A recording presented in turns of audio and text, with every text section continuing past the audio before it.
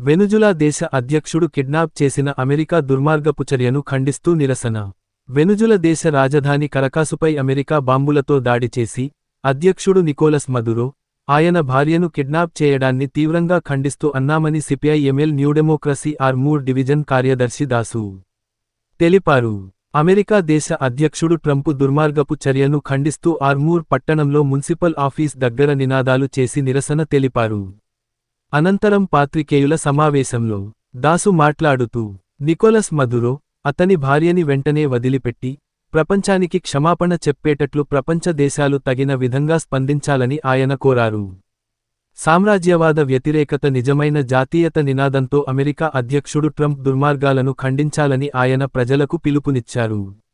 ఈ కార్యక్రమంలో party sub division కార్యదర్శి శివాజీ, ప్రజా సంఘాల నాయకులు ఎస్ వెంకటేష్, సోయల్, వర్ణారెడ్డి, నరేందర్, లతీఫ్, కరీం తదితరులు పాల్గొన్నారు.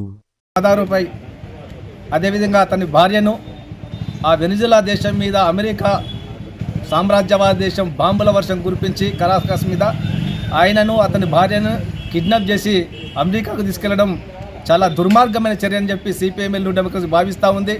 ఇది ప్రజాస్వామికవాదులందరూ కూడా ఖండించవలసిందే. ఇవాళ ప్రపంచంలో పెద్దన్నగా ఒక గుండాలాగా అమెరికా సామ్రాజ్యవాదం వివరిస్తూ ఉంది. ఇవాళ నికోలస్ మీద పెట్టినటువంటి ఆరోపణ ఏంటంటే డ్రగ్స్ సప్లై చేస్తున్నారని చెప్పి.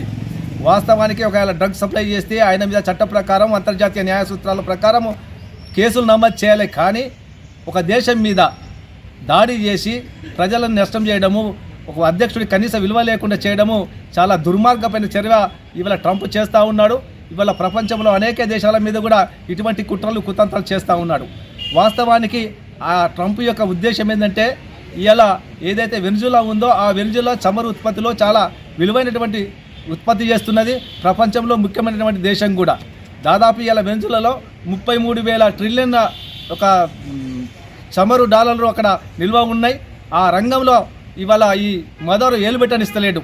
ఎందుకంటే గతంలో ఉన్నటువంటి ప్రెసిడెంట్ వెనిజులా ప్రదేశ్ చావేజ్ ఉన్నప్పుడు మొత్తం చమురు ఉత్పత్తులను జాతీయం చేసిండు. ఆ తర్వాత అదే వారసత్వాన్ని ఈయన కొనసాగిస్తూ ఉంటే అక్కడ చమురు కాజేయడానికి కోసము ఆ చమురు ఉత్పత్తులను తీసుకెళ్లి మొత్తం అమెరికా తరలించడం కోసం ట్రంప్ ప్రయత్నం చేస్తూ ఉన్నాడు.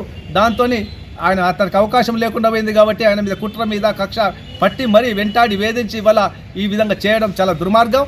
ఇవాళ వెనిజులా మీద కాదు, ప్రపంచంలో అనేక దేశాల మీద రేపు కూడా అకారణం కూడా భారతదేశం మీద ఏ కారణం లేకుండా చెప్పి కూడా ఇటువంటి కుట్రలు చేయొచ్చు. కాబట్టి ఇలా ప్రజాస్వామికవాదులు, అభివృద్ధి చెందిన దేశాలు, వెనుకబడ్డ దేశాలందరూ కూడా ఈ అమెరికా సామ్రాజ్యవాదం యొక్క ట్రంప్ యొక్క విధానాన్ని తీవ్రంగా ఖండించాలని చెప్పి సిపిఎంఎల్ న్యూ డెమోక్రసీ కోరుతా ఉంది.